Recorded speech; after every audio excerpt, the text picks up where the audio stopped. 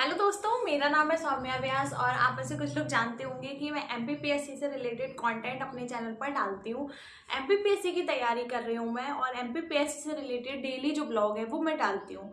तो काफ़ी सारे स्टूडेंट्स जो हैं उनके कमेंट्स आते हैं कि आप ये वाला यूनिट कहाँ से पढ़ रहे हो या फिर इसके लिए क्या सोर्स आपने रखा हुआ है। तो मुझे लगा कि आज मैं ब्लॉग ना डालते हुए एक ऐसा वीडियो डाल दूँ जिसमें मैं सभी यूनिट्स के बारे में यूनिट बाय यूनिट बता सकूं कि मैं कहाँ से जो है किस चीज़ से पढ़ाई कर रही हूँ। तो उस चीज़ को लेकर ये मेरा वीडियो है पूरा। और आइए वीडियो शुरू करते हैं। कि सबसे पहले तो मैं आपको बता दूं कि हमारा जो एमपीपीएससी का सिलेबस है, आप में से जो भी लोग तैयारी कर रहे हैं उनके पास में एमपीपीएससी का सिलेबस होना चाहिए या आपके फ़ोन में पीडीएफ होना चाहिए। अगर आपके पास पीडीएफ नहीं है तो आप एमपीपीएससी के ऑफिशियल साइट पर जाकर पीडीएफ जो है उसको डाउनलोड कर लीजिए। सबसे ज़्यादा ज़रूरी वही होता है, ठीक है। उसके बाद दूसरी बात अब हम करते हैं कि जब आप सिलेबस देखेंगे तो आपको पता चलेगा कि एमपी का जो वेटेज है वो सबसे ज़्यादा है इस बार जो सिलेबस चेंज हुआ उसके मुकाबले, क्योंकि काफ़ी सारी चीज़ें एमपी में ऐड हो गई हैं। तो सबसे पहले आपको जो करना है, मैं आपको बुक्स भी दिखाती जाऊंगी साथ में। ये जो बुक है आपको फ्रेंड से परीक्षा धाम की ये बुक है और एकदम जो चतुर्थ संस्करण है ये।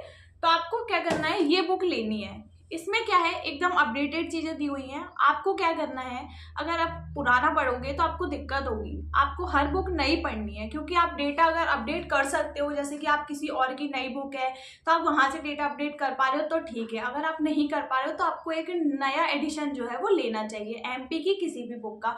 तो मेरे पास जो है वो परीक्षा धाम की बुक का न्यू एडिशन है और आप लोग चाहो तो इसकी जगह महावीर का, पुणेकर का, किसी का भी एक नया एडिशन ले सकते हो पढ़ने के लिए। तो आपको अभी 30 दिन ही बचे हुए हैं। तो पहले से अगर आपके पास एमपी की कोई बुक है तो आप उसको सिर्फ एमपी को बहुत अच्छे से रिवाइज कीजिए, क्योंकि 50% जो सिलेबस है वो सिर्फ और सिर्फ एमपी का है, ठीक है। तो ये वाली जो हमारी बात होगी, इसके बाद हम एमपी से रिलेटेड बाकी सारी चीज़ों की बात करते हैं। तो उसमें हमारी आती है एक ये यूनिट 10। यूनिट 10 जो है मध्य प्रदेश की जनजातियों से संबंधित है। तो इसमें क्या है, ये है निर्माण की बुक। निर्माण की बुक में जनजातियां जो है वो काफ़ी अच्छे से दी हुई है। मैंने इसको हाईलाइट कर लिया है क्योंकि मैं इसको 2 बार पढ़ चुकी हूँ ऑलरेडी। तो आपको भी ऐसा ही करना है। अगर आप लोग पहले से पढ़ रहे हो तो ठीक है, वैसे भी कोई भी घबराने वाली बात नहीं है, क्योंकि 30 दिन बहुत सफिशियंट होते हैं। अगर आप मन लगा के पढ़ाई करो तो निकलना नहीं निकलना एक अलग बात है, पर आपका सिलेबस कंप्लीट हो जाएगा, ये चीज़ मैं आपको कह सकती हूँ। अगर आप 30 दिन लगातार 8 से 10 घंटे की पढ़ाई कंटिन्यू करोगे तो कंसिस्टेंसी के साथ में। तो ये जो यूनिट है जनजाति वाली, इसको आप निर्माण की बुक से कवर कर सकते हो। बहुत अच्छी बुक है और बहुत अच्छा कंटेंट इसमें दिया हुआ है। तो ये तो हमारी हो गई है एमपी की बात। उसके अलावा एमपी की बात अभी कंप्लीट नहीं हुई है। ये जो बुक है महावीर की बुक है, ऑब्जेक्टिव है। ये पिछली बार मैंने ली थी, तो अभी ये न्यू एडिशन ही है, तो इसलिए मैंने इस बार ये नहीं लिया। आप लोग चाहो तो, अगर आप लोग ऑब्जेक्टिव लगाना चाहते हो तो आपको क्या करना है, मैंने आपको पहले भी कई बार ये बात बोली है जब वीडियोस बनाया मैंने, कि आप जो भी बुक पढ़ रहे हो, आपको सब्जेक्ट आप किसी और से पढ़ रहे हो सब्जेक्टिव, तो आपको ऑब्जेक्टिव जो है वो दूसरी बुक के लगाने हैं। ये चीज़ मतलब पहले भी मैं कई बार वीडियोस में बोल चुकी हूँ। उससे क्या होता है, आपको ऑब्जेक्टिव लगाने में ना वैरायटी मिलती है। तो आपको एक, जैसे कि मेरे पास परीक्षा धाम की बुक है तो मैंने ये महावीर की बुक है उससे ऑब्जेक्टिव लगाए हैं। तो ये जो बुक है मेरी एक बार कंप्लीट हो गई है, दूसरी बार मैं इसे पढ़ रही हूँ। तो ये तो था एमपी का फुल सेशन। बिना ऑब्जेक्टिव के एमपी तैयार करना बिल्कुल सही बात नहीं है, इसलिए ऑब्जेक्टिव लगाना बहुत ज़रूरी है। किसी और सब्जेक्ट के लगाओ नहीं लगाओ वो एक अलग बात है, एमपी के ऑब्जेक्टिव लगाना बहुत ज़रूरी है, क्योंकि एमपी का वेटेज जो है वो 50% है।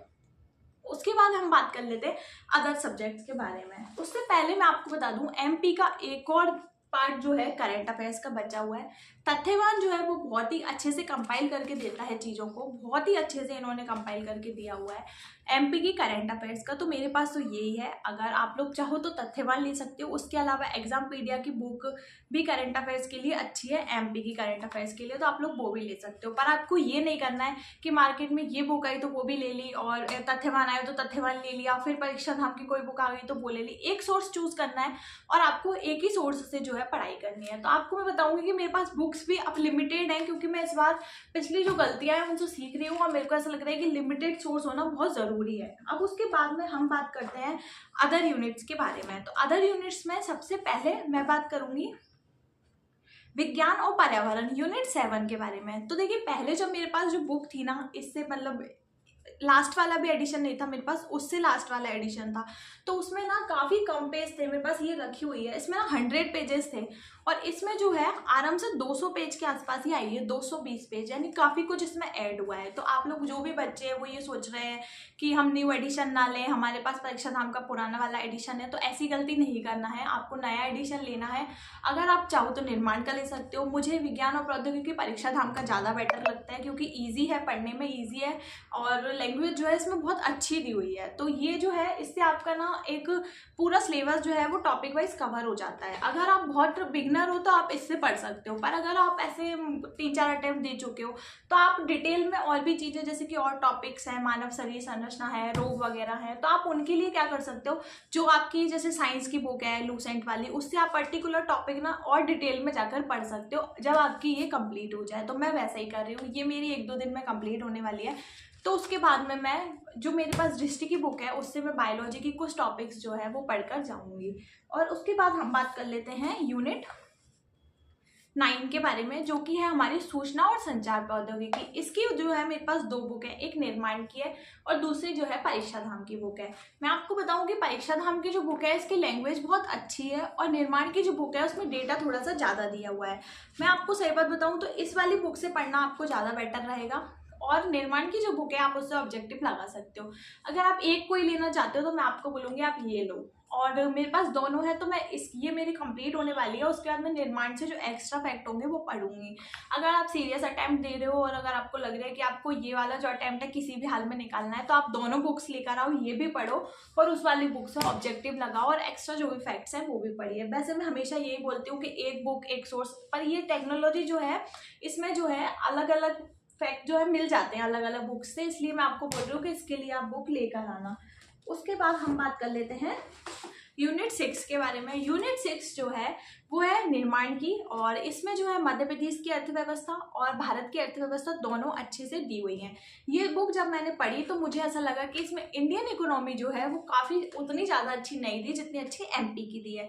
तो आप लोगों को क्या करना है कि इससे हाईलाइट करने के बाद में आपको लूसेंट की जो बुक है उसकी इकोनॉमी इंडियन वाली आपको पढ़ के जाना है, वो मस्ट है। और संस्कृति वाला जो पार्ट है जो कि हिस्ट्री का पार्ट है, अब मैं आपको बताती हूँ कि मैं हिस्ट्री कहाँ से पढ़ रही हूँ। तो हिस्ट्री जो है देखिए ये आकार के नोट्स हैं और ये मेंस के नोट्स हैं। तो जो आधुनिक भारत और प्राचीन भारत है, देखिए मैं बिल्कुल भी वीडियो ना इसलिए नहीं बना रही हूँ कि एकदम परफेक्शन चाहिए वीडियो में, बिल्कुल एकदम ऐसे बताना है। मैं सिर्फ वो बता रही हूँ आपको जो मेरे पास बुक्स अवेलेबल है और जो मैं पढ़ रही हूँ, क्योंकि मेरे से वही पूछा जाता है कि आप ये वाली सब्जेक्ट को कहाँ से पढ़ रहे हो, तो मैं बस आपको वही बुक्स दिखा रही हूँ जिनसे मैं पढ़ रही हूँ। तो देखिए प्राचीन भारत और ये है आधुनिक भारत, तो ये तो दोनों मेंस की बुक्स हैं, बुकलेट्स हैं आकार की।